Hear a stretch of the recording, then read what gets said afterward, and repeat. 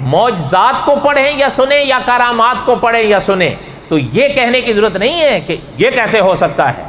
یہ سب کچھ وہ ذات کرتی ہے جس سے سب کچھ ہو سکتا ہے، کیونکہ ہمارا یہ عقیدہ ہے علی کل شیء قدیر.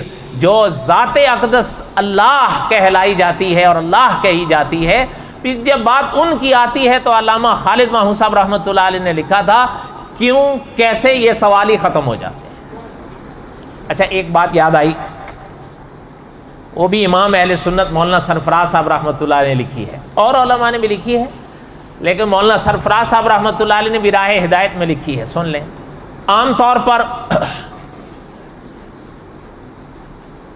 ببر شیر یہ خون خوار جانور ہے، یہ اور آپ اور میں ایک گھاٹ پہ نہیں بیٹھ سکتے. سرور کونین صلی اللہ علیہ وسلم کے صحابہ میں ایک صحابی تھے جن کو کہا جاتا تھا حضرت سفینہ رضی اللہ تعالیٰ. مولانا سرفراز صاحب رحمۃ اللہ نے لکھا ہے کہ ایک دفعہ غالباً روم کی سلطنت کی سرحد میں تھے، چل رہے تھے. ظاہر بات ہے اس زمانے کے اسوار اور تھے، اب اور ہیں. حضرت نے لکھا ہے کہ ایک جگہ سنسان علاقے میں داخل ہوتے گزرتے چلے جا رہے تھے اور تھے بھی اکیلے. وہ منظر آپ پڑھیں، وہاں سے جب گزرتے ہوئے چل آگے سے شیر آ گیا اور خود مولانا سرفراز صاحب رحمۃ اللہ علیہ کے ببر شیر. اب ظاہر بات ہے وہ ابن آدم کو دیکھ لے تو وہ تو آپ کو پتا خون خوار جانور. اچھا اب وہ جب اس شیر نے ان کو دیکھا وہ دھاڑ نکالنے لگا. اب ظاہر بات ہے کچھ باتیں بتقاضۂ بشریت ہوتی ہیں. مولانا سرفراز صاحب رحمۃ اللہ نے لکھا ہے کہ ظاہر بات ہے انسان ہیں، کچھ باتیں بتقاضۂ بشریت ہیں، لیکن مولانا سرفراز صاحب رحمۃ اللہ نے لکھا ہے کہ حضرت سفینہ رضی اللہ تعالیٰ نے اس کی طرف دیکھتے ہوئے بس اتنا اس سے کہا کہ میں اللہ کے رسول کا غلام ہوں.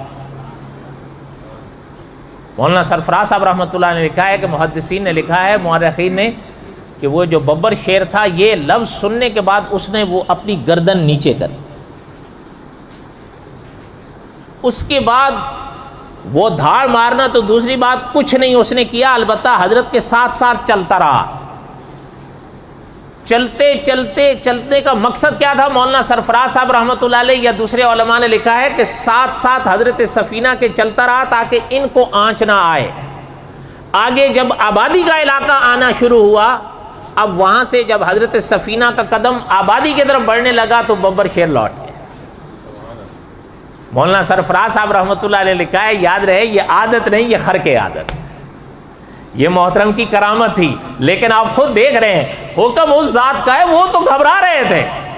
اگر ان کے اپنے بس میں ہوتا تو گھبرانے کی کیا بات. کہ یاد رہے کہ صحابہ ہوں اولیاء ہوں، ان حضرات کی جو کرامات ہوتی ہیں وہ یاد رہے کہ وہ انبیاء علیہ الصلوۃ والسلام کی حضور ہی کی اتباع کا صدقہ ہوتی ہیں.